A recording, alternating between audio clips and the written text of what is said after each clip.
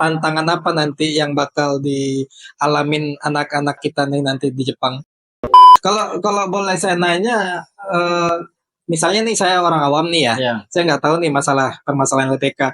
Nah, eh, saya harus milih LPK yang seperti apa? Gabung nih anak-anak anak SMK yang mana kan pertengahan tahun ini kan udah mulai ini Ya, kan lulus kan dan mau gabung mana tahun ada yang mau Ya. gabung LPK. Nah, itu idealnya berapa lama sih proses belajar mereka di sini sampai mereka dapat job?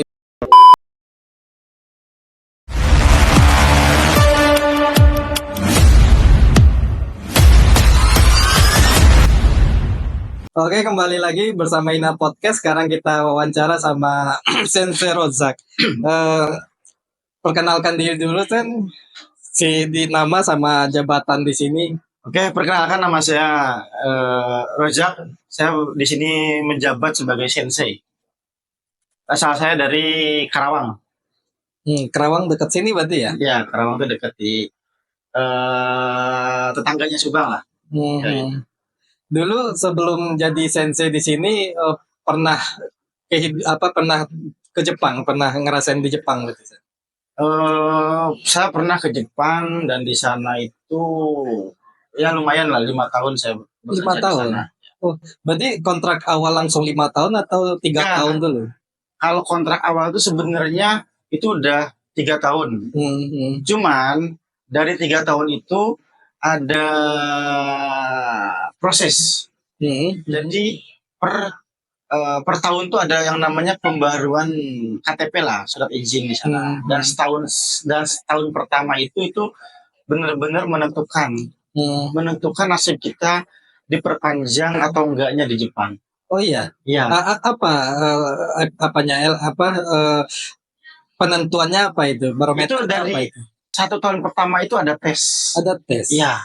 Kalau misalkan tes itu gagal, itu udah kita dipulangkan. 1 tahun itu cukup. Iya.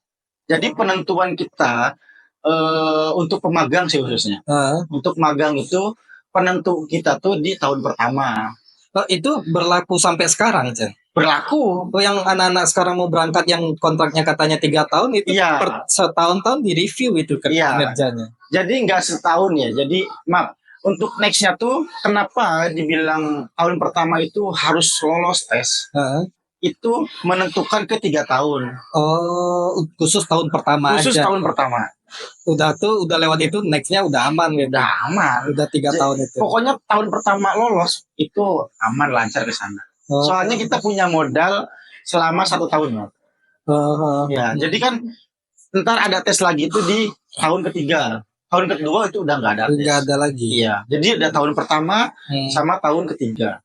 Kalau boleh tahu apa sih barometernya yang tahun pertama ini supaya kita bisa lolos untuk nextnya gitu? Kalau misalkan untuk tes pertama itu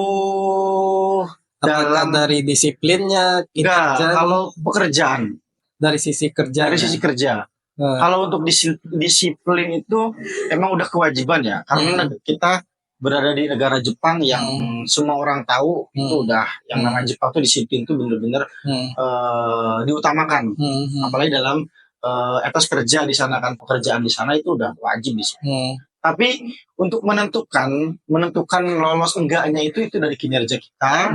Terus selama 1 tahun itu udah seperti tes lah. Benar-benar masa percobaan saya tuh setahun tuh dapat apa sih? Kayak gitu. Dan waktu sensei dulu itu berat nggak ngelaluin 1 tahun pertama itu, waktu sensei berat nggak? Kalau untuk berat luar biasa. Iya. Apalagi di kalangan di kalangan ekonomi rendah. Kenapa dibilang tahun pertama itu paling berat? Kita harus menutupi, harus memikirkan keluarga di rumah. Kita harus menentukan nasib kita ke depannya seperti apa.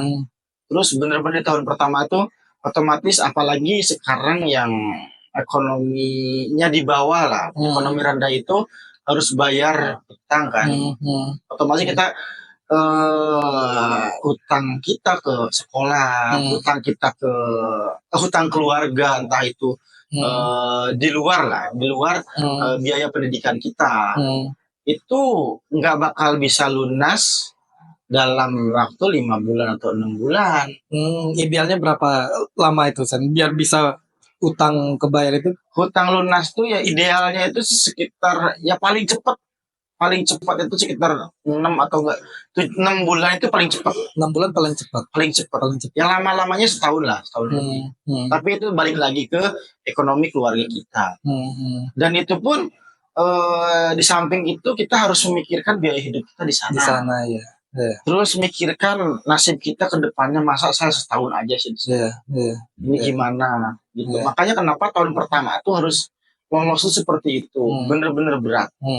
Kalau faktor internalnya dalam artian dalam faktor kehidupan Jepangnya gitu. Apakah ada culture shock-nya nggak?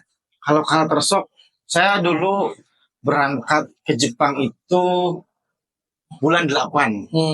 Ini salah satu culture shock saya sih. Terus bulan 8 di pas musim panas. Saya kaget. Di sana itu apa ya? Kaget dengan cuaca di sana. Panas kan? Panas, beda. Tapi bukan panasnya aja, Bang. Apa yang jadi bikin saya kaget itu jamnya. Saya jam 1 malam. Udah terang benderang kayak jam 1 siang di sini. Oh ya? Iya. Kita sebagai muslim kan kita ada sholat subuh kan. Nah, saya di situ pas bangun jam berapa ya? Jam 2 lah, jam 2 pagi. Jam 2 pagi itu udah terang, Bang. Udah kayak jam 6 jam 7 di sini. Iya. Jam 7 jam 8 lah, matahari itu udah terang. Matahari udah terang. Waduh, sini sholat subuh gimana? Otomatis ya untuk itu tuh apa ya pelajaran lah. Terus untuk nextnya udah saya pasang alarm lah di situ. Udah jam segini saya lihat. Waktu itu saya nggak tahu. Saya nyampe Jepang itu bulan 8. Terus pas waktu itu jam 7. Jam 7 pagi saya nyampe Jepang. Nah, saya nggak tahu kalau jam 1 pagi itu bakal udah terang. Udah terang di sana. Saya jam 7 nyampe Bandara Narita. Terus berangkat ke Senta. Terus masuk ke asrama lah, apartemen kayak gitu. Kita bukan kemas, beres-beres barang di sana di apartemennya. Terus kita berkenalan dan yang lainnya. Terus terus kita tidur kan, istirahat sampai malam, ketemu malam. Saya kaget, saya kira itu udah kesiangan. Nah, terus musim panas yang Sensei maksud tadi yang bikin culture shock-nya apa tuh? Beda nggak musim panas Indonesia sama musim panas? Beda. Suhunya? Kalau dari suhu di sana nggak begitu jauh lah, nggak begitu signifikan lah. Tapi di sana tuh nggak ada angin, Bang. Panasnya nggak ada angin. Kenapa? Kalau musim panas itu sering banget berita orang meninggal. Ada. Tapi itu lebih banyaknya ke orang tua sih. Itu emang seberapa derajat sih kalau ininya? Kalau panasnya itu sampai 40 sih. Iya. Kalau musim panasnya 40. Itu kalau udah bener-bener ekstrim ya. Oh, itu memang ekstrim. Iya, tapi kalau standarnya 35, 37 lah, 37, 38-an segitu. Ya, soalnya kalau kita di Indonesia paling 35, 36 paling kan. So di sana ada yang sampai 40 derajat. Dan di Indonesia 35, 36 tuh masih enak. Masih ada angin di sini. Dan di sana nggak ada angin, Bang. Oh, bener-bener ngap. Gitu. Terus selain musim panas tadi apa lagi culture shock-nya? Mungkin untuk cara kerja ya. Etos kerja di sana. Terus nggak tahu. Saya awal datang ke sana baper kan. Gara-gara apa? Gara-gara kita kerja sama orang Jepang. Selama kerja dimarahin kan. Marahin, dibilang apalah kasar lah, dengan kasar gitu. Terus bener-bener habis pokoknya, marah banget orang Jepang. Tapi setelah istirahat dia ngajakin senyum, merangkul ke saya. Oh iya. Oh iya. Tuh Deska, gimana? Tadi kerjanya bisa nggak gitu? Padahal sebelumnya udah marah-marah ya. Marah-marah parah itu. Otomatis Indonesia, Iya, iya. Indonesia masih gondok kan? Iyalah, kita habis dimarahin kayak gitu. Iya, kesel. Iya, pas istirahat baik-baik. Iya, Aneh aja kita rasanya. orang Indonesia nggak bisa kayak gitu. Ya, Tapi dengan seiring berjalannya waktu, kita seperti ini toh, seperti ini, seperti itu. Jadi kita ngikutin, jadi tahu kayak gitu. Dalam pekerjaan. Dan mungkin buat nextnya,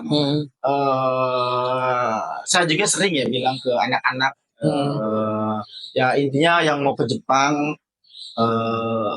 bilang ke anak-anak tuh jangan kaget kalau ketika kerja kalian dimarahin, terus pas istirahat mereka baik-baik aja, terus kayak sok-sok akrab nanya kayak gitu, terus ngajak senyum nanya padahal hati kita masih gondok.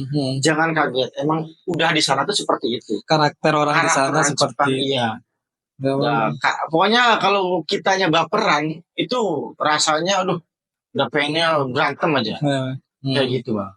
Oh berarti ya harus inilah ya, harus legowo lah ya. Ya, di Jepang tuh ada salah satu kotoba, kosakata yang disukai orang Jepang. Apa itu? Itu daijobu desu. Artinya? Artinya tuh nggak apa-apa.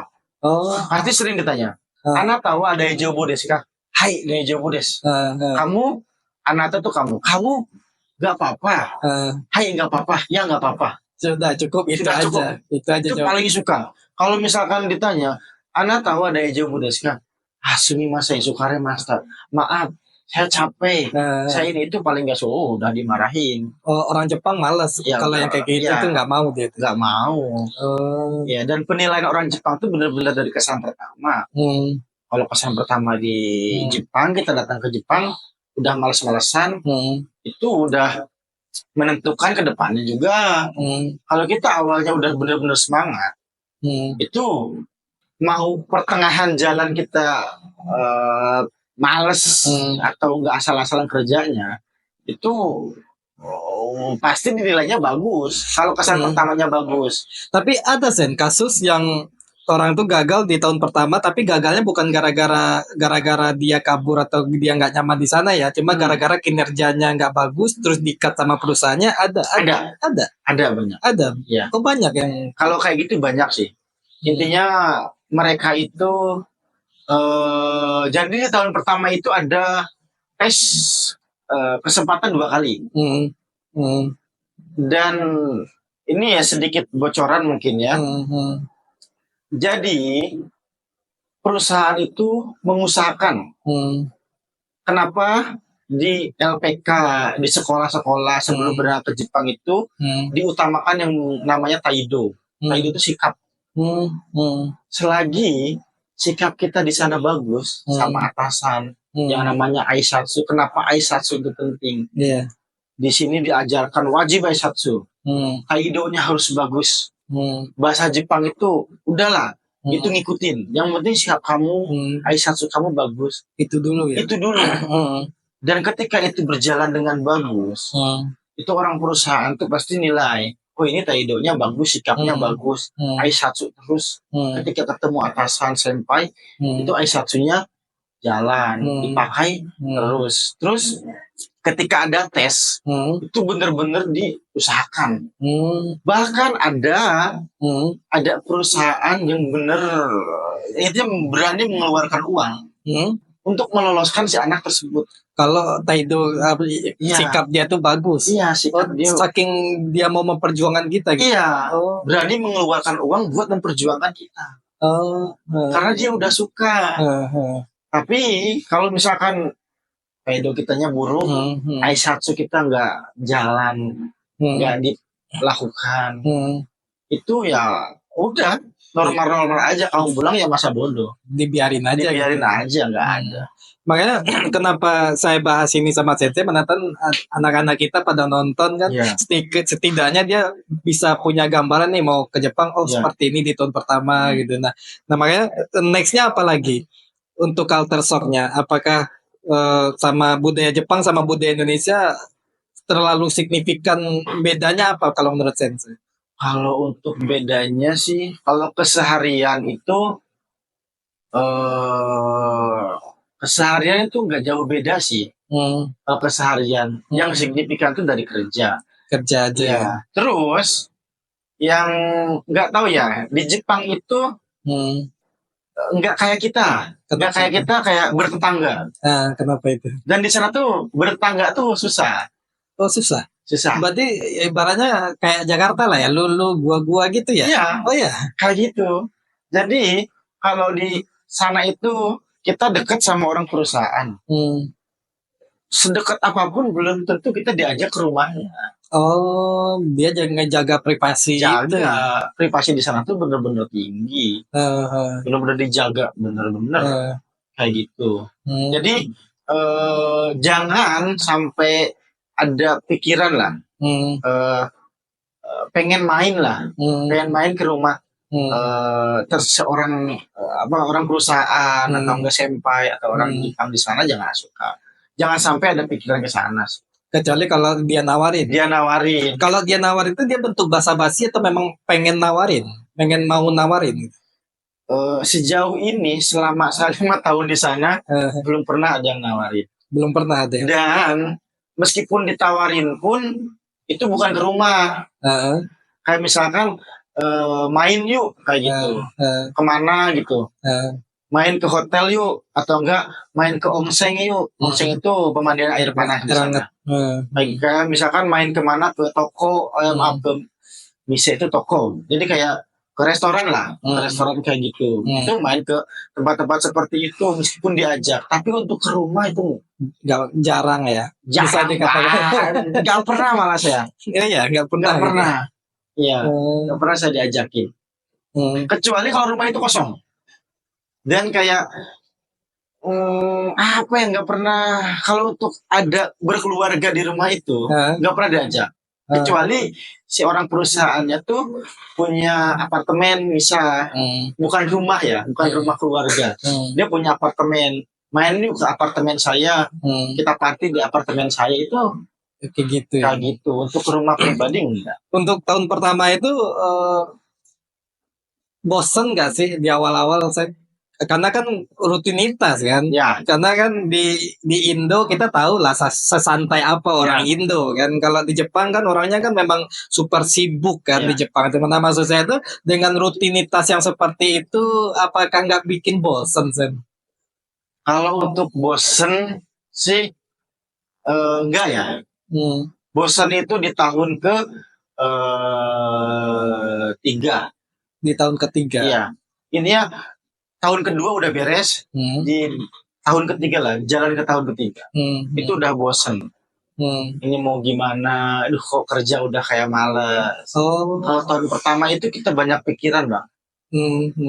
Ya itu dia yang tadi yang saya bilang, saya hutang orang tua masih banyak.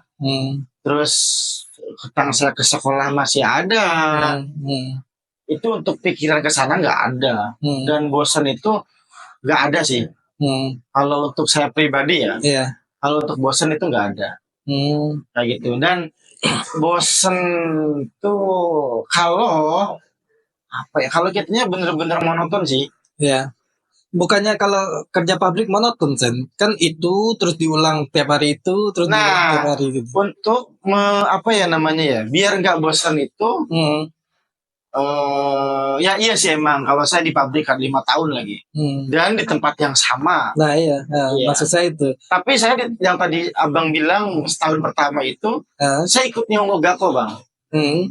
Jadi saya tiap minggu 3 kali, seminggu itu 3 kali ikut saya. Jadi setiap pulang kerja itu nyari aktivitas, saya ikut ada kelas bahasa Jepang.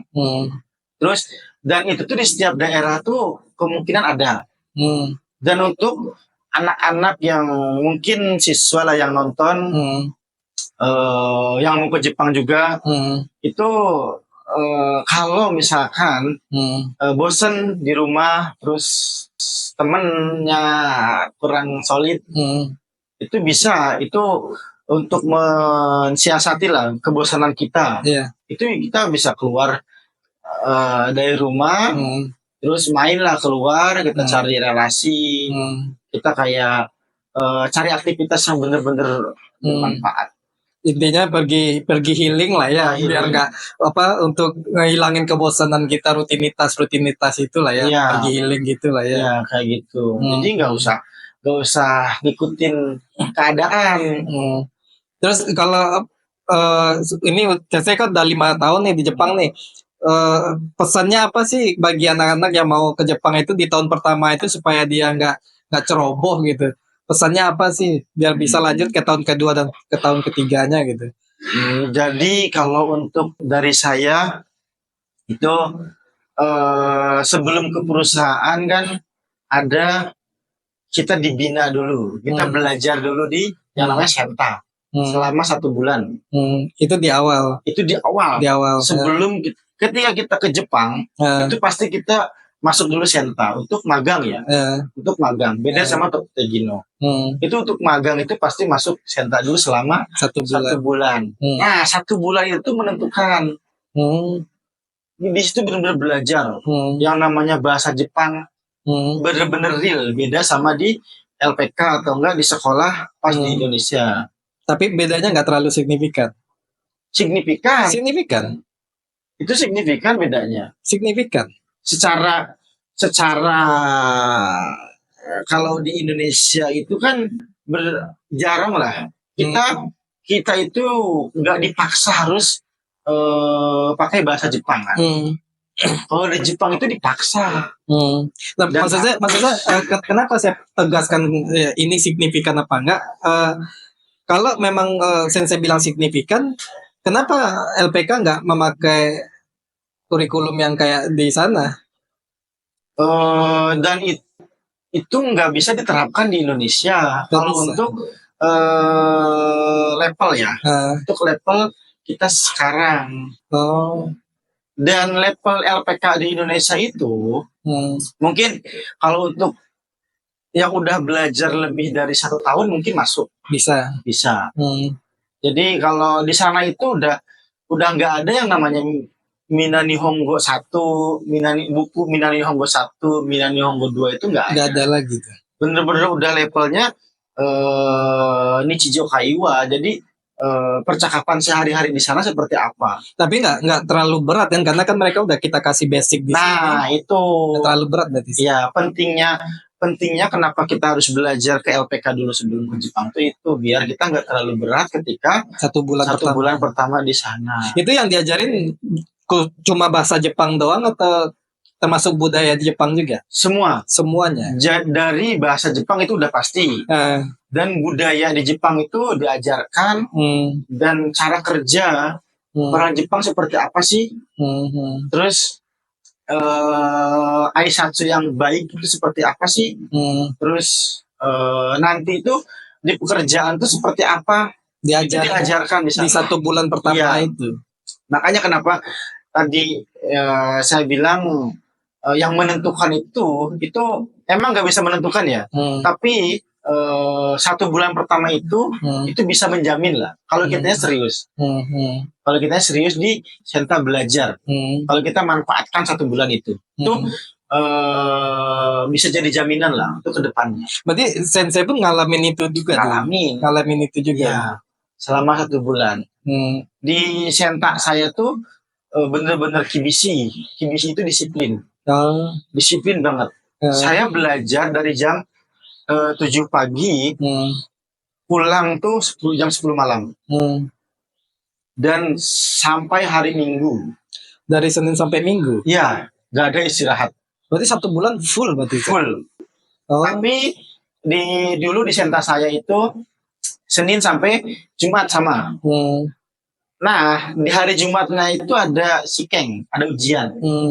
Dan kalau bisa kalau orang yang lolos lah gitu Sikeng tersebut, Sabtu Minggu itu libur. Oh, bisa libur. Tapi untuk libur tersebut susah. Kenapa itu? Susah karena apa ya?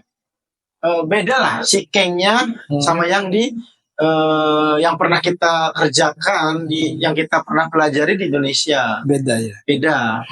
Dan itu ada yang namanya kaiwa itu percakapan, cokainya, listeningnya, pendengarannya, terus dokai cara baca, terus kayak moji goi itu kayak apa namanya ya kosakatanya, kayak gitu itu ada. Dan itu mungkin kalau kita nggak mempelajari itu nggak bisa gitu. Berarti Sensei 3 tahun awal itu langsung nyambung nambah 2 tahun lagi atau balik dulu ke Indonesia? Oh iya, itu saya pulang dulu. Balik dulu ke Indonesia. Balik dulu setahun di Indonesia.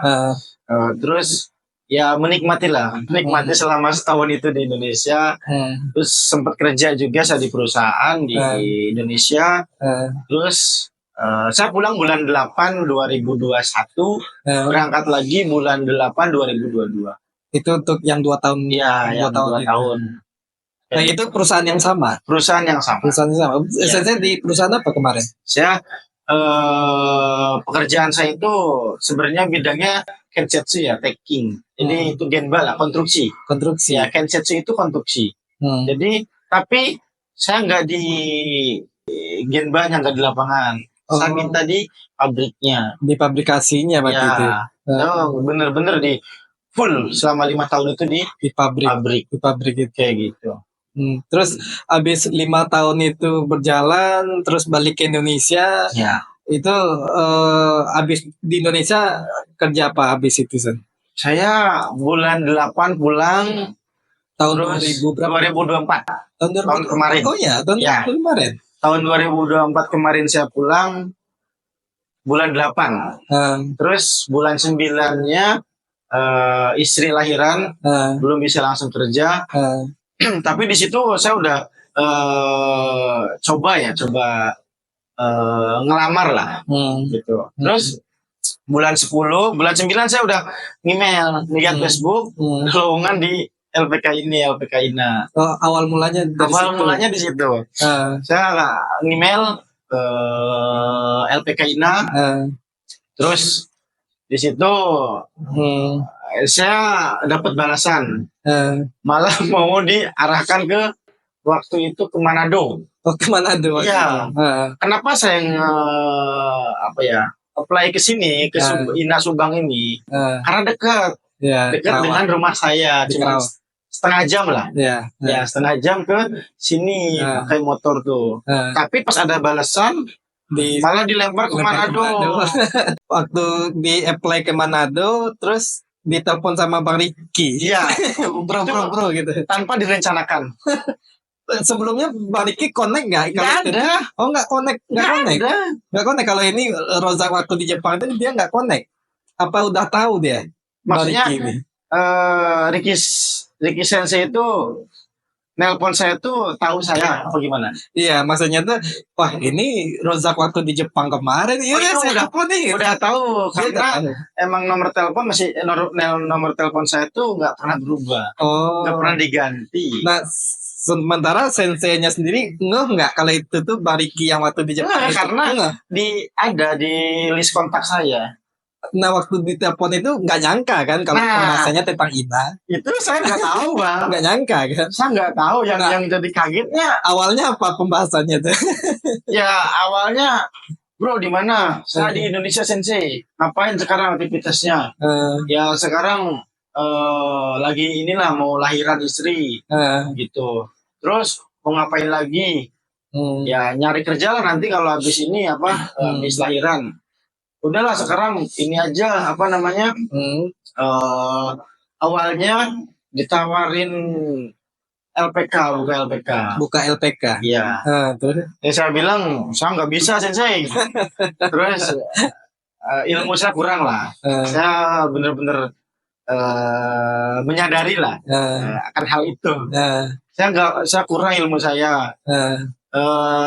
Terus dari situ ya udahlah, kalau gitu mau nggak kamu ngajar itu, belajar gitu lah, belajar dulu di LPK Ina Subang, kamu tahu nggak? Nah dari situ saya langsung ngeh gitu. nah pas gitu lah, LPK Subang, Ina, iya. Saya kemarin baru 1 minggu kemarin Sensei, saya nge-fly ke sana. Cuman malah dipindah, malah diarahinnya tuh ke Manado. Kalau di Ina Subang tuh penuh. Terus dibilangnya di Manado mau enggak? Ya saya tolak. Oh gitu. Iya Sensei. Terus abis itu ya udah, kalau mau kapan mau bisa interview? Lah emang saya udah ditolak Sensei. Nah itu saya belum tahu kalau beliau tuh tinggal di sini. Tinggal di sini. Iya. Terus Itu dan beliau pun gak cerita apa-apa. oh ya. Gak cerita apa-apa. Nah habis itu udah gampang, nanti saya telepon, saya hubungi tim saya yang di sana. Oh dia ngomong seperti Ngomong itu. seperti itu. tapi waktu beliau ngomong seperti itu, Sensei belum ngeh juga. Saya nggak ngeh. Kalau dia itu orang penting. Iya, orang penting di sini saya nggak ngeh juga. Nah terus seiring berjalan waktu, perjalannya waktu, terus nextnya besoknya tuh interview. Saya, Riko Sacho, Ricky Kaicho, Aya Sensei. Yang interview. Iya, interview. Dan di sini waktu itu. Enggak, di Zoom. Oh, Zoom gitu. Terus di situ saya kaget. Pas Zoom tuh orang yang sama Pak Ao. Iya. Sama Pak Ao waktu itu, dan saya kagetnya tuh ada Riko Sacho. Dan saya sebelumnya udah pernah ketemu juga sama beliau. Sama Mbak Riko udah pernah juga? Udah. Di Jepang juga? Enggak di Jepangnya. Ketemu di mana? Ketemu di Tangerang ada. Dulu pernah bekerja di Tangerang kan. Oh, senseinya pernah kerja di Tangerang? Enggak, Riko Sacho-nya. Dan waktu itu beliau itu yang dia yang bertanggung jawab lah di Jepang. Kan kakak saya juga di Jepang. Nah yang megangnya itu Riko Sacho itu yang tanggung jawab, yang bertanggung jawab atas ya nanti ada masalah di Jepang, ada keluhan di Jepang. Itu kalau kakak saya ke Riko Sacho, kalau saya ke Ricky Kaicho. Seperti itu. Nah pas Zoom itu wah, kenal semua nih. Dan yang saya baru dengarnya kan emang Ricky Kaicho tuh santai lah orangnya. Orangnya santai, terus asik, dan nggak tahu mana bercanda mana serius. Oh iya. Iya. Dan di situ kalau Riko Sacho itu itu waktu itu pakai seragamnya tuh yang warna hijau kalau nggak salah. Dan Ricky Kaicho pun sama. Seragam yang sama. Tapi di sininya ada tulisan presiden. Di sini ada tulisan presiden. Tapi saya di situ belum nembak ke sana. Tapi udah baca itu ada tulisan presiden, cuma belum ngomong lagi. Saya belum sampai ke sana. Ke presiden gitu nih. Apa maksudnya ya? Kok bisa ngatur? Nah dari situ interview bla bla yang lainnya. Ya udah, nanti kapan bisa ke Inang? Ya udah, nanti saya masuk ke sini tanggal 1 Oktober 2024. 2024 ya. Ya, 1 Oktober 2024 mulai saya itu bener-bener gak ada pengalaman ngajar. Saya tanggal 1 itu dipanggil untuk pemberkasan lah. Pemberkasan. Terus dan yang lainnya ini tanda tangan apa gitu. Gak tahu kalau pas hari Senin hari apa ya, kalau tanggal 1 lah ini 1 Oktober.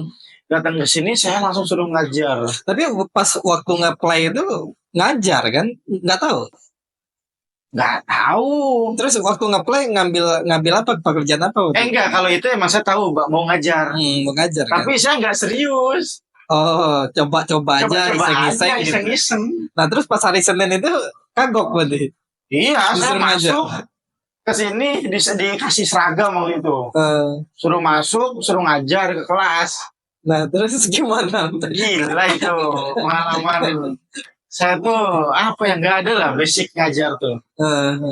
Karena nggak ada basic ngomong di depan orang banyak gitu loh. Itu nggak tahu ini ngomong apa itu. Dulu saya sama Ido Sensei juga. Ya. Ngelihat dulu Ido Sensei ngomong, oh seperti ini, oh seperti ini. Saya di belakangnya oh kayak gini. Itu seminggu pertama stres ya. karena belum pernah ngajar gitu. Belum. Dan nggak tahu ngajar itu seperti apa. Tapi dikasih kurikulum kan sama LPK, dikasih bahan kan untuk bahan pengajarannya ini gitu. Cuma iya. cara penyampaian cara aja. penyampaiannya belum. Dan sebenarnya kalau untuk bahas materi ini saya tahu bahas ini tuh apa sih artinya ini apa saya tahu di sana. Cuma cara pengajarannya itu yang waktu itu belum ini seperti apa Nah, sih? terus seiring berjalan waktu belajar dari mana? Dan alhamdulillahnya tuh ya bersyukur lah. Ininya banyak di sini sensei-sensei yang senior di sini tuh bener-bener sabar lah ngajarin. Saya belajar di sini sama Manan Sensei. Dulu ada Alpi Sensei. Saya belajar banyak sama Lukman Sensei. Alpi Sensei belajar itu. Pas waktu itu saya tanya semua. Saya sharing ini gimana sih cara ngajar tuh gimana sih? Oh ini ntar gini aja ya katanya itu gitu. Intinya persiapkan dulu apa yang mau diajarkan besok. Malam ini kamu belajar, oh ya udah. Dan di situ saya belajar lagi. Itu saya nanya seperti ini, seperti itu. Ngomong tapi untuk percaya dirinya tuh itu karena jam terbang aja.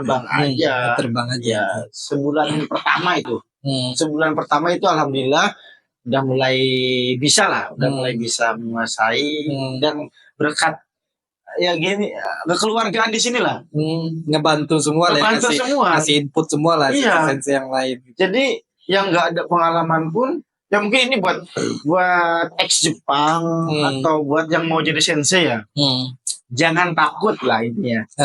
Jangan takut ketika disuruh ngajar ke sebuah lembaga atau ke LPK. Itu udah pasti dibantuin. Pastilah ya. Pasti diajarin. Sama teman-teman sensei yang lain pasti diajarin. Dibantu lah. Ya, cuman yang bedanya di INA itu apa ya? Lebih kekeluargaannya dapat.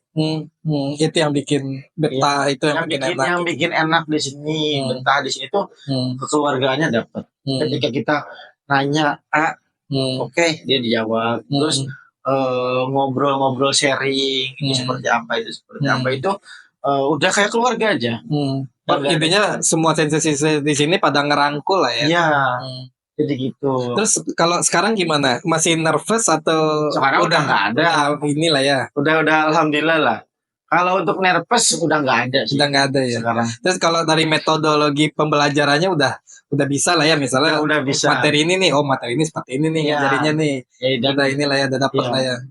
Ya itu banyak sekarang referensi dari YouTube. Nah itu kita baca di Google juga banyak referensi sekarang untuk metode belajar tuh. Gitu. Terus Sensei kan pernah juga masuk LPK dulu. Nah, dibandingin kita nggak sebut nama ya. Dibandingin dengan pembelajaran yang waktu Sensei belajar di LPK dulu sama yang di LPK Inanis, cara metodologi pembelajarannya, metodenya gimana sih? Kalau untuk metode pembelajaran itu kita mengikuti standar ya, hampir rata-rata sama. Sama ya. Sama. Cuman nggak tahu di sini tuh lebih harusnya murid di INA itu lebih bersyukur deh. Kenapa sih? Kalau lebih bersyukur dibandingkan dulu saya ya. Waktu saya jadi murid di LPK dulu saya. Apa tuh maksudnya tuh? Gimana tuh? Di sini untuk jam belajar itu benar-benar banyak. Terus waktu istirahat juga udah diatur. Terus fasilitas terutama ya. Mungkin sejauh ini nggak ada LPK yang menyediakan mesin cuci yang sama buat murid ya. Sampai sedetailnya itu. Kok bisa LPK? Ya, memang LPK lain nggak ada sedetail itu. Kayaknya nggak ada deh. Nggak ada ya. Dia cuma paling di pembelajaran aja ya. Pembelajaran aja. Kalau di asrama dia nggak terlalu ini. Nggak ada. Terus kamar ber-AC pun kayaknya nggak ada. Oh ya, Kamar ber-AC nggak ada. baru di LPK ini Baru di LPK ini. kamarnya ber-AC, Kamar ada ber-AC, mesin cuci. mesin cuci. Hmm, Terus ya kasur juga apa namanya? Ketika rusak itu hmm, kita langsung klaim aja ganti. Terus kamar mandinya ada shower. Kamar mandi, shower. Udah kayak hotel aja. Ya, luar biasa lah. Kamar mandi. Ya, terus Ada kalau shower. ruangan itu udah layak banget lah. Terus dari segi kelas ber-AC juga. Terus nggak begitu numpuk. Kayak mungkin di tempat lain numpuk. Nggak dibatasi. Kalau di Ina kan masih dibatasi nih, ada perhitungannya. Kalau misalkan dengan murid segini, efektif gak sih belajar? Iya.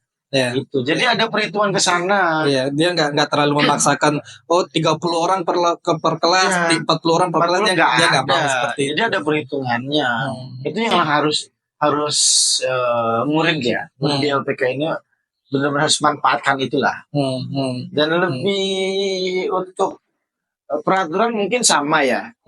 Tapi enggak di sini tuh lebih ke memanusiakan manusia di sini. ya, beda sama LPK lain. Apa contoh salah satu contohnya apa sih? Kalau LPK dulu yang namanya tidur udah dapat tidur 3 jam 4 jam itu udah alhamdulillah. Yes, itu gara-gara ketat disiplin atau gara-gara memang fasilitasnya seperti itu? Ketat Terlalu ketat. terlalu ketat. Berarti anak-anak ini udah agak mendingan. Udah agak mendingan di sini. Kalau dulu Harusnya gitu. Dulu di LPK yang lain itu kenapa kok cuma 3 jam tidur, itu gimana itu Sen? Karena terlalu banyak hukuman lah. Oh, Terus juga ada yang namanya senpai itu nyari-nyari kesalahan. Nyari-nyari kesalahan. Sehingga nggak ngeganggu istirahat. Ganggu belajar. Dan Sensei sendiri waktu jadi siswa di LPK yang dulu ngalamin itu. Selagi jadi kohai itu pasti kita tertindas. 3 bulan pertama itu kita susah. Buat jadi seorang pelajar gitu itu susah. Beda kayak di Ina. Di Ina itu luar biasa kalau kata saya. Harusnya intinya banyak-banyak bersyukur deh. Murid-murid di sini tuh harusnya banyak bersyukur udah. Bagi kalau anak-anak SMA atau anak SMK yang mau masuk ke sini, intinya kalau dia lulus di LPK INA itu udah bersyukur lah. Udah bersyukur harusnya. Oh iya, dibandingin LPK lain lebih bersyukur. Bersyukur banget pokoknya di sini. Terus juga apa ya? Kan banyak sekarang tuh LPK yang apa-apa diuangkan. Dikit-dikit duit. Contoh kecil. Contoh kecilnya dari ini ya, dari apa namanya? Sering mengadakan acara. Intinya yang itu tidak perlu diadakan, tapi diadain. Duit aja. Oh, nanti siswanya nggak bayar. Oh, gitu. Itu judulnya nanti dibikin ekstrakurikuler atau apa gitu. Dan di Ina tuh nggak ada seperti itu. Itu terus apa ya? Jadi kayak misalkan mau berangkat nih, mau berangkat itu harus ngadain acara apa, ritual apa, terus harus mengeluarkan dipungut biaya sekian. Oh ya, LPK lain seperti itu. Iya, itu ada LPK kayak gitu. Oh, dan di sini nggak ada. Iya, di sini nggak ada. Ini berangkat aja. Iya, nggak ada untuk bayar ini harus nggak ada. Itu udah pokoknya bersyukur banget di sini tuh. Kalau saya saya ngalaminnya seperti itu dan saya merasakan yang ada di Ina tuh beda dengan LPK lain. Iya, makanya saya tanya sama Sensei seperti itu karena Sensei pernah dulu di LPK gitu kan. Karena Sensei pergi ke Jepang kan via LPK juga dulu. Nah, makanya saya pengen nge-combine ini LPK yang Sensei dulu rasain sama yang Sensei ajarin sekarang di Ina ini. seperti itulah ya, Ya, perbedaannya itu ya. Jadi banyak lah. Sekarang tuh udah banyak LPK, dan untuk yang mau daftar juga ke LPK yang mau ke Jepang itu harus hati-hati juga. Hati-hatinya gimana tuh Sen? Hati-hatinya tuh eh, banyak LPK sekarang itu yang janji manis aja lah. Jadi janji manis doang. Dijamin berangkat padahal enggak. Kalau boleh saya nanya, misalnya nih saya orang awam nih ya, saya nggak tahu nih permasalahan LPK. Nah, saya harus milih LPK yang seperti apa? Harus punya izin apa gitu? Harus kayak gimana LPK-nya biar saya nggak dioper-oper nih ke LPK yang lain. Kadang kan ada juga kasus teman saya dulu, dia masuk LPK, rupanya ketika dia ngajar di LPK dioper, ujian dioper juga ke LPK yang lain. Nah itu untuk menyatakan saya milihnya harus LPK mana nih yang saya nanti ketika dia nggak dioper-oper tetap tuh dia itu LPK yang seperti apa mestinya itu? Kalau untuk newcomer itu kalau misalkan milih LPK, yang pasti kalau nggak mau dioper itu SO. Yang udah SO. Yang udah punya SO. SO itu udah pasti nggak dioper. SO boleh dijelasin San? SO itu San? SO itu kayak dia tuh udah punya surat surat izin lah, sending organized apalah itu pokoknya. Organized. Jadi intinya itu udah punya surat izin lah. Izin menerbangkan. Iya, menerbangkan pemagang ke Jepang. Emang nggak semua LPK yang punya? Semua. Nggak semua LPK. Nggak semua. Berarti harus hati-hati anak-anak. Harus hati-hati. Jadi kalau misalkan untuk yang mau nyari LPK tapi saya nggak mewajibkan semuanya untuk ke LPK yang udah mempunyai, yang ini udah SO lah. SO. Dan ada juga LPK yang yang belum SO tapi LPK tersebut benar-benar tanggung jawab lah, kayak gitu. Jadi nggak semua nggak semua LPK yang belum SO itu tidak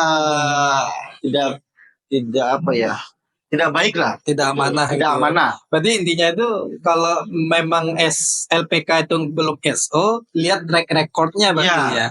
Dia udah berapa lama, terus udah menerbangkan berapa orang, selama ini menerbangkan orang aman-aman aja apa enggak. Kalau memang itu udah clear semua, nggak apa-apa gitu. Nggak apa-apa. Gitu. Tapi kalau udah SO itu udah insya Allah amanah. Amanah lah ya kalau SO. Kalau udah SO itu amanah.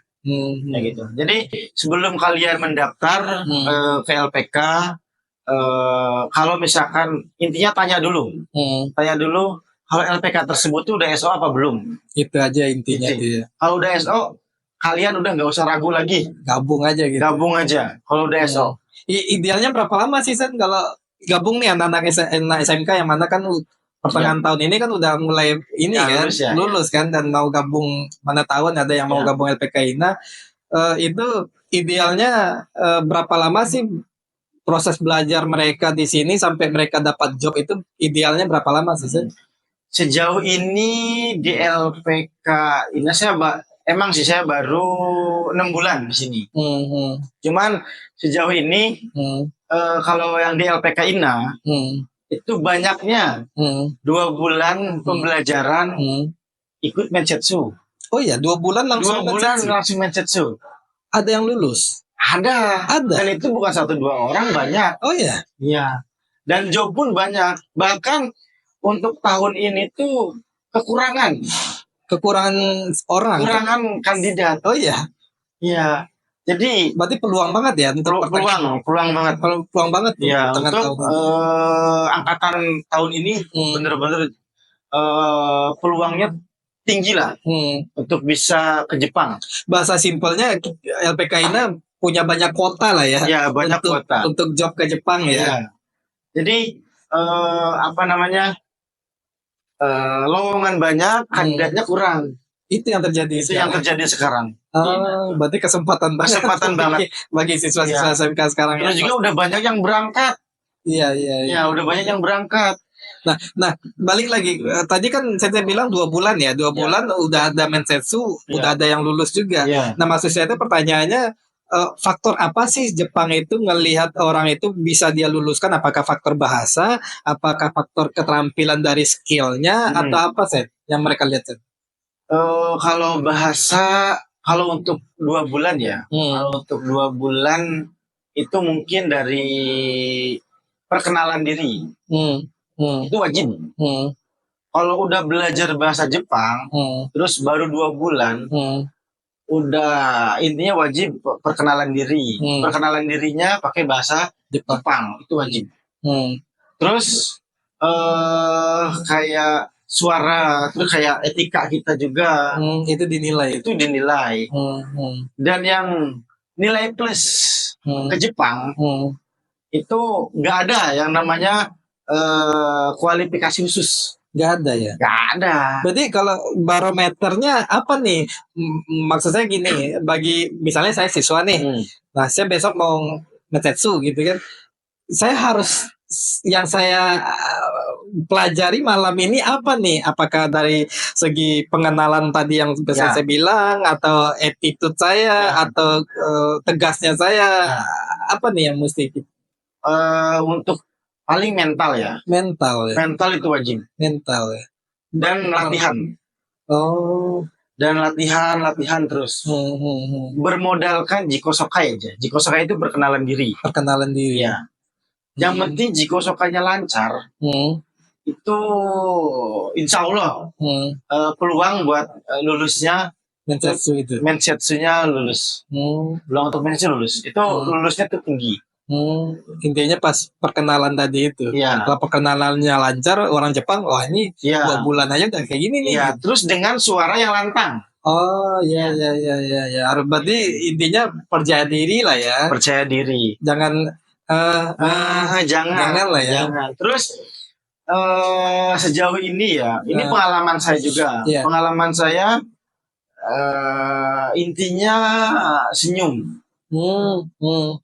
Jadi ketika kita ngobrol bertatapan langsung sama si Sacho ya, sama si direkturnya, itu harus ceria lah. Kita tuh jangan sampai memperlihatkan muka yang kusam atau enggak serem. Intinya smile aja. Smile lah.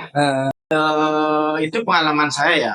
Pengalaman saya itu modalkan senyum, terutama itu yang pasti diajarkan sama semua sensei.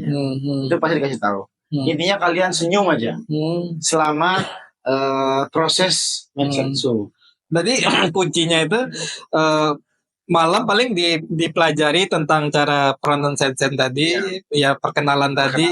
Nah yang kedua mental aja ya. Mental sama senyum aja sama gitu. Senyum itu udah harus. Kalau mental kita udah pikirannya aneh-aneh, udah kacau. Saya takut gak bisa jawab. Saya takut saya takut gagal, saya takut gak lulus, saya takut gak bisa. Itu pikiran kayak gitu harus dibuang jauh-jauh. Tapi banyak nggak siswa kita sebelum mensetsu mentalnya udah drop dulu? Banyak. Kalau gitu. Itu banyak. Tapi yang bersyukurnya di sini sebelum H-1 ya, H-1 mau mensetsu itu sama sensei di sini itu latihan dulu. Oh, diajarin dulu mensetsu pasti kondisinya seperti ini nanti. Nanti realnya tuh seperti apa sih? Oh iya. Jadi ibaratnya kayak gladi gitu ya. Ada seperti itu di sini. Pertanyaan apa aja sih yang nanti yang ada salahnya tuh benar-benar dikoreksi sama sensei di sini. Ini loh salah, kau perbaiki ini ya. Ini loh salah, kau perbaiki ini. Kayak gitu. Berarti kalau seperti itu peluang untuk lolosnya banyak lebih tinggi. Peluangnya. Makanya sekarang itu yang udah dapat job kalau presentasi dapat job sama belum dapat job, itu dapat job tuh luar biasa, udah jauh. Secara presentasi bisa dibilang berapa persen? 80, 70, apa 90? Mungkin 80-20 deh. 80-20. Ya, yang 80 yang dapat job, udah dapat job. 20 yang belum dapat job. Ya, 80 itu udah menunggu keberangkatan aja. Di Ina ini. Iya. Oh, luar 20 biasa. itu udah mudah. Paling bentar lagi dapat lagi itu ya. Itu pasti habis. Apa sih San kunci LPK Ina kok bisa persentasenya sebagus itu? Apakah siswa ini diajarkan selain bahasa pastilah ya, bahasa pastilah ya. Maksudnya tuh diajarkan juga nggak budayanya, terus cara ngomong sama orang Jepang, cara ngadepin orang Jepang seperti apa? Di sekolah diajarin nggak seperti itu? Diajarin nggak? Kalau untuk budaya itu diajarkan. Diajarkan juga. Ya, diajarkan. Dan metode cara pengajaran di sini tuh bener-bener langsung. Dan di Ina tuh ada orang Jepangnya. Oh, yang sensei. Ya, Ayah sensei ini. Ayah sensei. Dan Jepang itu seperti apa sih? Dan itu mudah untuk belajar budaya Jepang seperti apa. Etos kerja di Jepang itu seperti apa sih? Setiap sensei diajarin ke siswanya, dia kasih tahu. Dikasih tahu. Dan ketika ada mau langsung gitu, langsung pengen ke orang Jepangnya langsung, dan di Ina ada, jadi nggak ragu lagi. Tinggal ngobrol aja sama sensei Ayah gitu ya. Tinggal ngobrol aja sama sensei. Tinggal ngobrol. Jepang tuh seperti ini loh. Dan itu 99% nggak mungkin salah. Pastilah. Ya, pasti karena itu orang Jepang. Memang orang Jepangnya langsung kayak gitu. Dan untuk di kelas pun diperlihatkan lah. Kayak kita lihat video di Jepang tuh seperti ini loh. Budaya Jepang tuh seperti ini loh. Kayak gitu. Jadi diperlihatkan dan diajarkan biar ketika kita nyampe Jepang tuh nggak begitu kaget. Kayak gitu. Iya. Ya, bagi yang penasaran Sensei Ayah seperti apa itu di podcast pertama ya. Podcast pertama Sensei Ayah ada di situ tuh.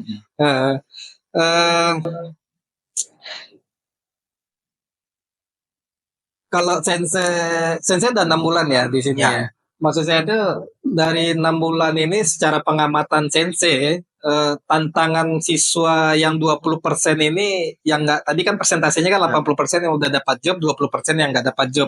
Nah, dari penglihatan sensei, tantangan dari anak-anak yang 20% belum dapat job ini apa sih, Sen? Tantangan mereka ini, Sen? Apakah mental mereka belum mumpuni untuk itu atau dari apanya, Sen? Kalau untuk 20% ini karena mereka masih baru. Oh, faktor baru. Faktor baru. Mereka tuh baru belajar 1 bulan. Ya wajar lah. 2 bulan itu wajar. Wajar lah. 20%-nya. Tapi yang udah lama-lama di sini udah dapat semua. Karena kenapa ya belum dapat job? Karena mereka masih baru 1 bulan, 2 bulan. Dan itu pun yang 1 bulan, 2 bulan udah dapat job udah ada. Udah ada ya. Udah ada. Udah lolos. Terus dan untuk tantangan ya, untuk sejauh ini karena pemahaman siswa itu beda-beda, ada yang cepat dan ada yang balik lagi. Iya, balik lagi ke SDM-nya juga, ke siswanya juga. Ada yang cepat dan ada juga yang lambat. Itu ada seperti itu. Tapi tetap dibantu terus. Gimana caranya si siswa ini bisa dan dapat job, bisa berangkat Jepang. Berarti bisa dibilang yang 20% ini tinggal nunggu waktu aja sebenarnya ya. Karena dia baru sebulan lebih atau sebulan lebih lah baru di sini ya. Nunggu waktu Kensetsu bisa aja lolos gitu ya. Ya kayak gitu. Jadi tinggal nunggu waktu aja sih sebenarnya sih. Gak usah ini bukan salah satu PR berat lah. Iya. Kayak gitu. Terus kalau bagi yang 80% ini kan mau berangkat nih Sen. Kalau dari pengalaman Sensei di Jepang dulu, kira-kira tantangan apa nanti yang bakal dialamin anak-anak kita nih nanti di Jepang pas dia awal-awal nanti di Jepang itu? Mungkin dari kerjaan ya. Dan itu udah pasti namanya kita di tempat baru. Hal baru itu pasti kita bingung. Itu pasti kita bingung, apalagi kita di negara orang dengan bahasa yang baru, beda ya. Dan beda. Itu udah pasti jadi tantangan awal kita datang ke Jepang dan bekerja di Jepang. Tapi semua itu kita bisa atasi.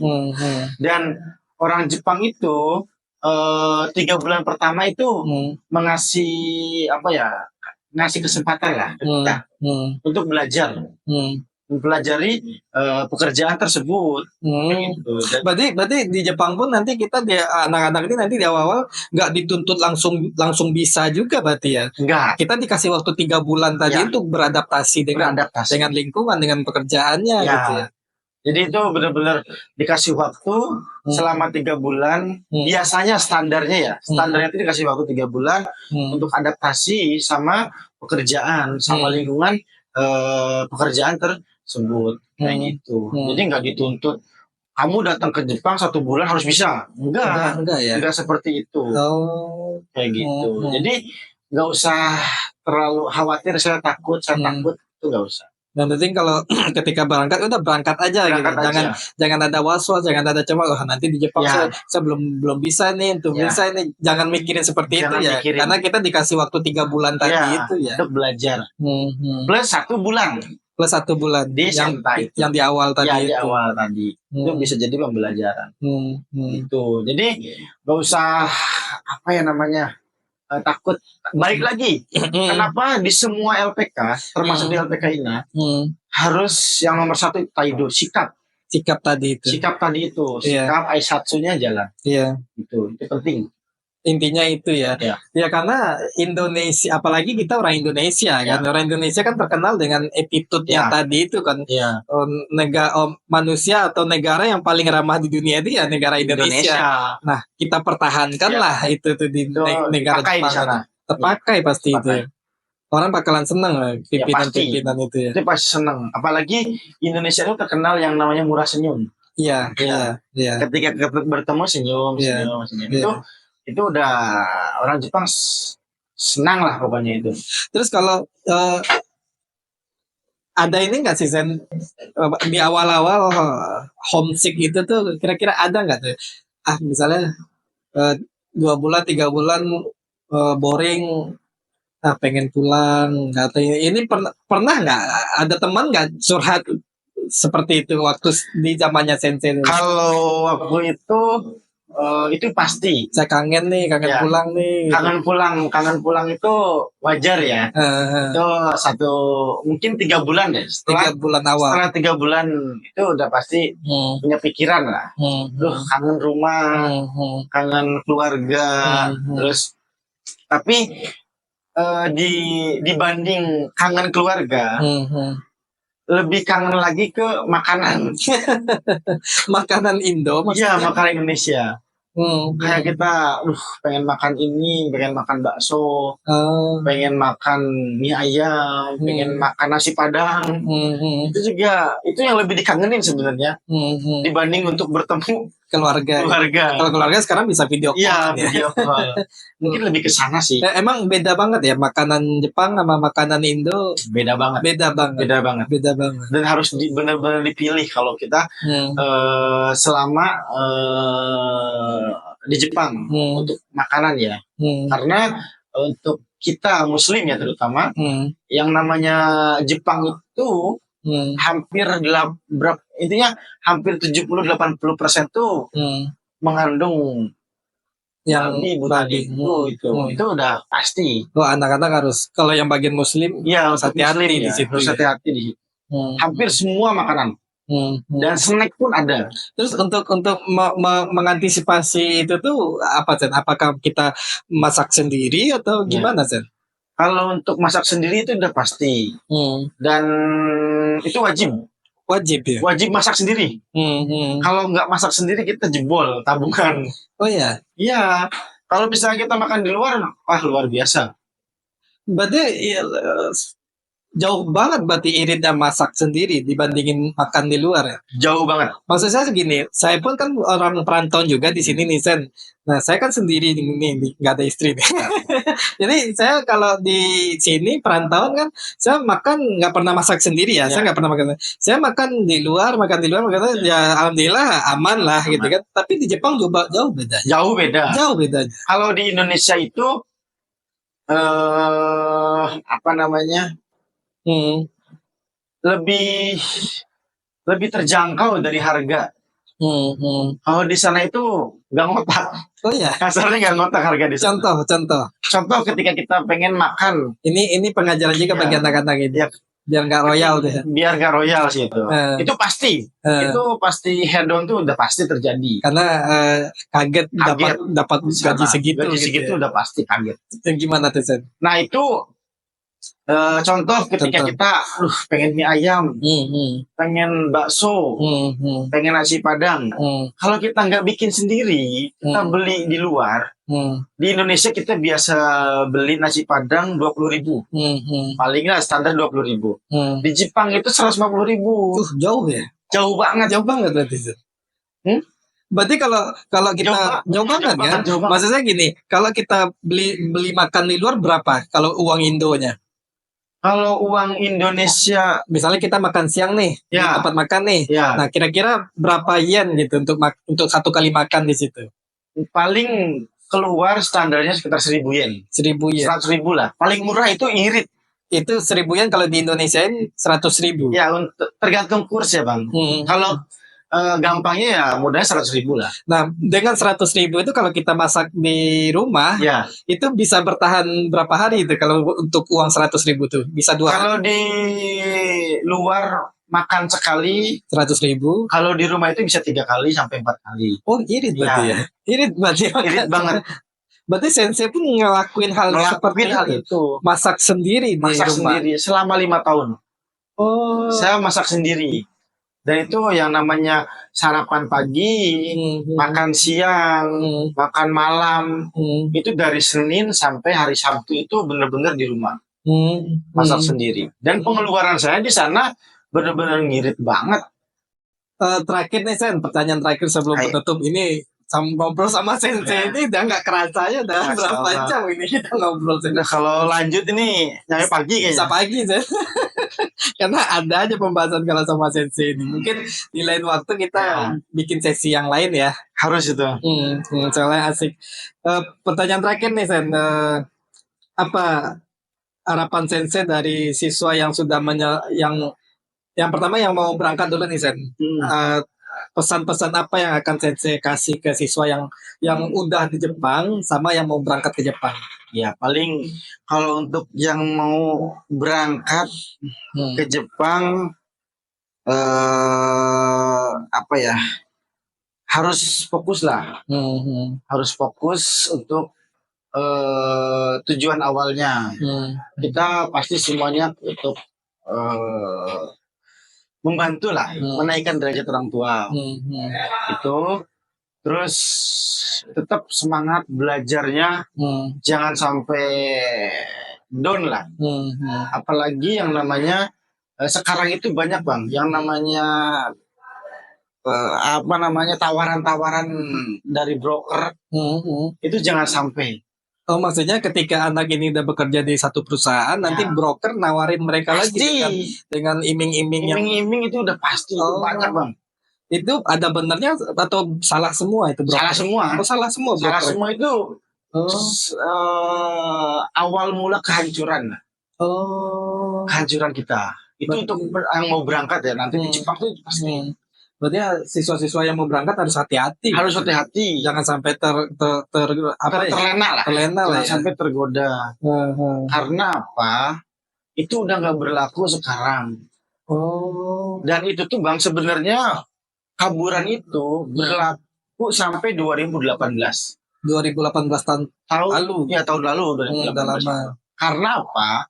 Tahun 2018 itu belum ada yang namanya Tokutegino. Jadi mereka ingin tinggal lebih lama di Jepang. Nggak ada cara lain selain kabur. Ilegal dong. Ilegal jadinya. Mas, makanya itu awal mula kehancuran kita untuk bekerja di Jepang. Dan kita kabur-kaburan.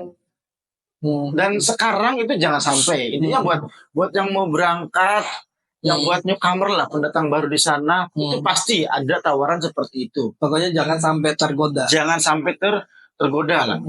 Itu kalau misalkan kalian tidak betah atau apa itu, sekarang banyak cara, ada Tokute Gino, ada Sanggo, ada banyak program sekarang dari pemerintah Jepang.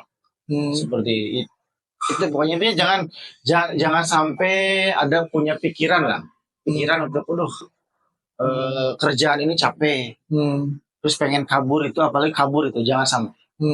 Dan untuk apa tadi yang udah di Jepang dan yang mau pulang, ketika di Jepang itu udah 3 tahun menuju kepulangan, dan selama di Jepang itu saya diajarkan sama sensei saya dulu. Itu cuma 2 hal. Apa tuh, Sen? Yang pertama itu kalau pulang ke Indonesia itu pilih salah satu, kalau nggak bisa buat dua-duanya. Itu antara ilmu sama materi. Ilmu sama materi. Materinya lebih ke uang, Sen? Lebih ke uang. Lebih ke uang. Ilmunya?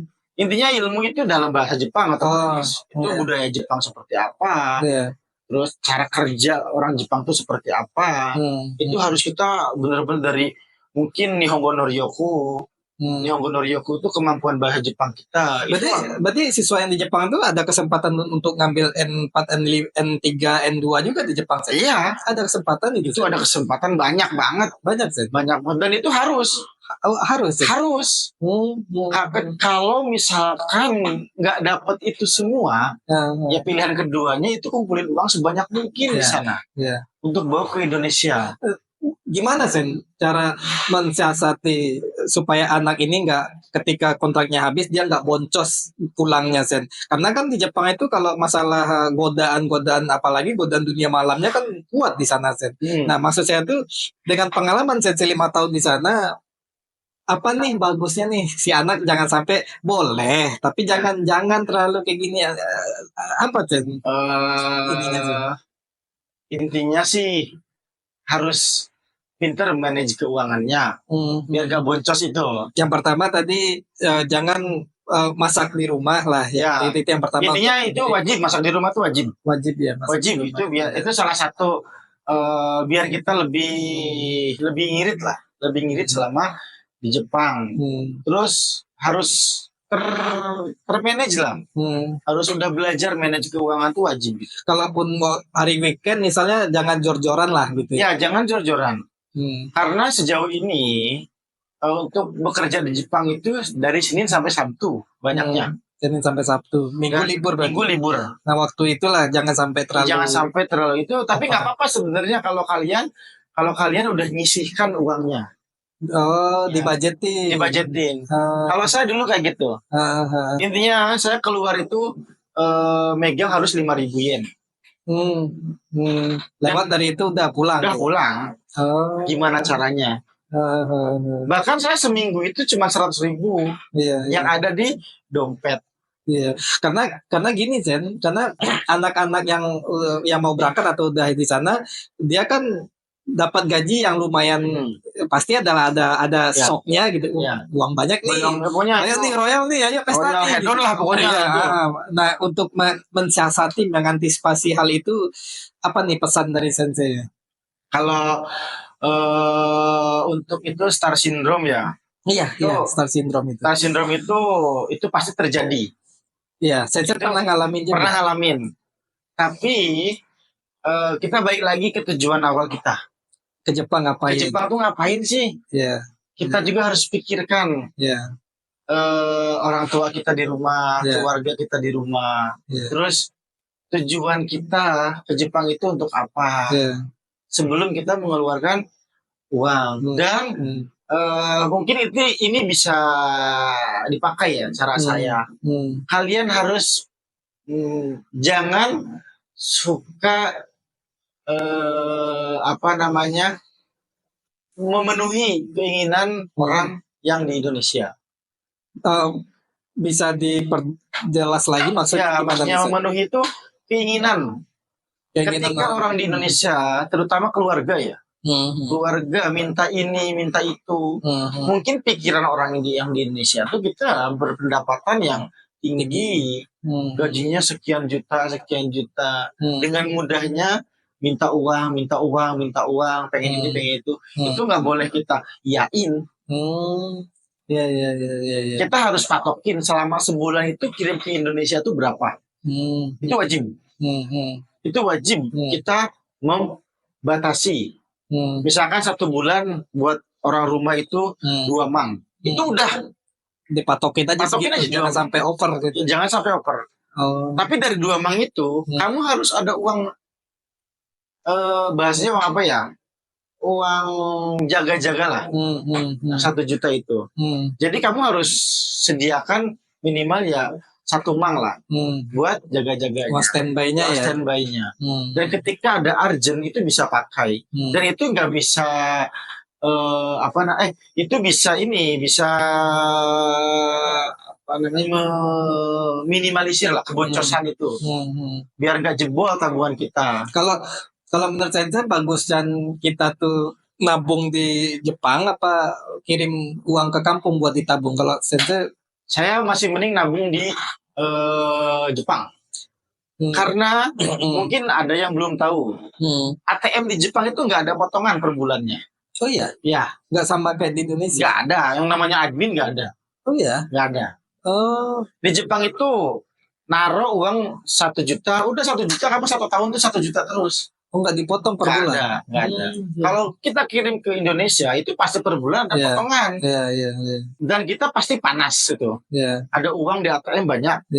Enak kita ngeluarinnya, beli ini ya, beli itu, beli itu.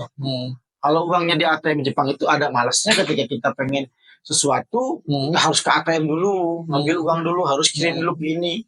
Gitu. Berarti bagusan simpan aja dulu selama di Jepang, simpan aja dulu. Kalau saran saya itu, kalau saya ngelakuinnya seperti itu. Jadi sambil menunggu pertukaran mata uangnya tinggi juga. Iya sih. Kayak gitu, itu menunggu pas kursnya ya, itu tinggi baru kita kirim. Kayak gitu. Seperti itu sih. Terus kalau masalah dunia malam yang tadi, kita balik lagi ke tadi, dunia malamnya gimana, Sen? Jangan terlalu diikutin atau apa, gimana, Sen? Dunia malam tuh bonus, Bang. Bonus? Ya. Dalam artian ketika kita ya sesekali nggak apa-apa lah. Boleh lah ya. Boleh lah sesekali nggak apa. Itu tapi yang penting tahu batasan. Tahu batasan. Dan ini wajib. Kalian bawa yang namanya kartu nama orang perusahaan atau orang punya untuk menghindari lah. Kalau sempat ada pemeriksaan, ada pemeriksaan atau ada hal-hal yang tidak diinginkan terjadi, itu wajib. Dan lagian kalau mau dunia malam ya kayak Sensei bilang tadi ya, harus dibajetin juga ya. Harus wajib itu. Jangan sampai boncos lagi ya. Ketika kita di Jepang itu main itu wajib. Ketika kita keluar entah kemana itu, entah itu dunia malam, entah kita mau makan di luar, entah kita mau main kemana ke suatu tempat, itu wajib. Nggak boleh kita bawa uang dengan jumlah banyak di dompet. Itu pasti boncos. Habis aja gitu ya. Pokoknya kalian ambil di ATM itu sesuai kebutuhan. Udah. Terus untuk siswa yang lagi di Jepang ini, Sen, sarannya Sensei nanti dia kalau ketika balik ke Indonesia, saran Sensei gimana? Apakah dia balik lagi ke Jepang atau buka usaha di Indonesia atau gimana? Kalau saran saya, kalau masih muda ya, kalau masih di bawah 25 itu untuk saat ini masih mending di Jepang dulu aja. Habis 3 tahun balik lagi ke Jepang. 3 tahun pulang dulu, temuin keluarga. Terus ya intinya temu kangen lah, silaturahmi sana sini, nikmatin. Tapi jangan terlalu lama, nanti tabungannya habis. Terus balik lagi ke Jepang. Kalau saran saya seperti itu untuk saat ini. Tetapi kalau kalian mau usaha, ketika mau usaha itu harus dipikirkan matang-matang di Jepang sebelum pulang ke Indonesia. Maksudnya kita harus ngesperin dana buat modal usaha di Indonesia. Tapi bukan dana doang. Apa yang dipikirin matang-matang maksudnya gimana, Sen? Mau usaha apa? Oh iya. Jangan sampai kita dana ada, kita main buka aja. Pengen usaha ini, tapi kita nggak menguasai ilmunya, itu boncos juga, habis. Dan itu saya ngalamin. Iya. Saya punya uang banyak, enaknya saya ngeluarin, butuh berapa? 50 juta, keluarin. Butuh berapa? Keluarin.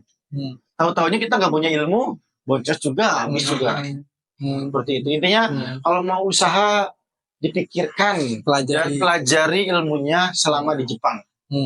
Pulang ke Indonesia tuh mau ngapain sih?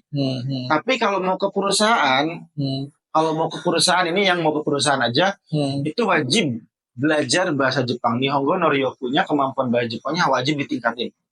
Gitu. Apalagi yang namanya JLPT itu harus punya sertifikat. JLPT N2 minimal. N2 ya. Ya, N2.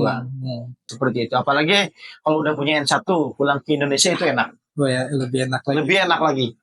Kita mau kemana sih? Enak pokoknya. Karena udah punya N1. Punya N1 itu paling enak. Gitu. Saran saya itu. Ya. Terus bagi siswa yang masih berjuang di LPK ini, pesan-pesan Sensei apa nih pesannya supaya mereka cepat nih untuk dapat job atau berangkat ke Jepang? Ya, pokoknya kalau untuk yang mau ke Jepang itu ketika kita masuk suatu lembaga itu harus benar-benar fokus untuk belajar dan tujuan utama kita tuh ke Jepang. Dan itu bukan main lagi. Kalau udah masuk ke LPK itu udah bukan jamnya untuk kita bermain. Kita harus fokus dan kita nggak boleh menyia-nyiakan kesempatan yang udah yang udah kita alami pas ada di LPK. Soalnya jangan sampai kita hanya buang-buang duit aja di sini. Fokus, kasihan. Intinya harus semangat, belajarnya kejar lah. Intinya harus percaya diri, harus lebih ekstra lagi belajarnya, belajar terus. Jadi pernah nanya ke orang Jepang, Sacho, hal yang paling sulit itu apa sih? Hal yang paling sulit itu belajar. Hal yang paling sulit itu belajar.